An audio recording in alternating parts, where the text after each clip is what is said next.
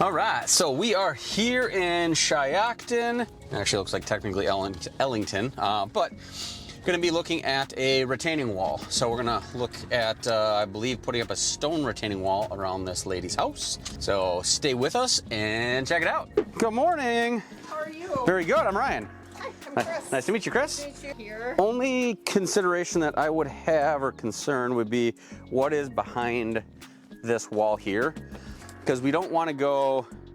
We don't want to go just push up against the siding. So we would want to make sure that ideally we want to make sure there's concrete behind here, and then we also want to have the siding removed, which is easy, and just have like ground break put up against it. The ground break is the grayish bluish material that you see underneath the siding. That way when the soil is pushing up against it, it's not pushing up if there is wood against here. We really don't want that. You obviously don't want soil pushing up against that. So my guess is it'd probably be concrete here, and then from here on is probably wood frame. Almost 6 feet high, give or take, and then run out, and then it would start stepping down basically. So here you might be, only 4 feet, and then basically just fade off into the grass. That's kind of what you want, right? Right. And then you want to be able to build this up a little bit so it's flatter. Okay, so yep, we could basically build just a nice stone wall coming out this far. Behind the wall, we always want to have about a foot and a half of clear stone, and then we wrap that in fabric so there's no penetration of dirt into the soil. And then we want to put a drain on the bottom. We'll run basically a drain tile. It's got a bunch of slits in it, so any water that does get behind the wall goes straight into the drain tile and then out. That way your wall is going to look nice for a very, very long time. Okay, so now I'm going to throw a bit of a wrench in this. Okay, I like wrenches. All right, what do you got? Follow me. Okay, perfect. I'll come back and measure that then. The other concern is the block is typically going to be glued together.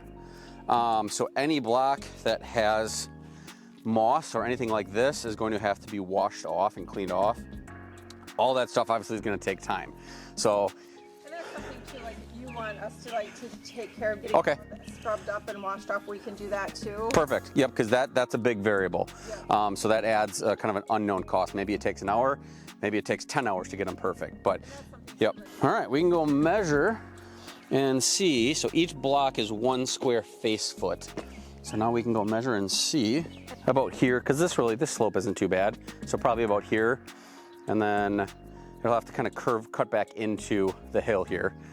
So let's see. Go to about here. Right.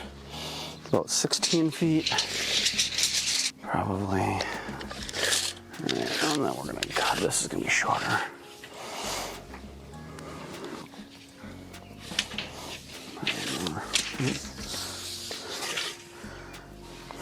14 and 16. Okay. Oh, 7 feet right there. Oh, really, this is really, really rough pricing. But if we were to do the original wall, or the full-size wall, we're right around 9,000. And if you did the lesser wall, we'd be right around 7,500, give or take. Because that's a concrete cap that's 12 inches deep. That's all you need. So. All right, let me do some digging. All right, sounds good. All right, thank you. You are very welcome. It was nice to meet you.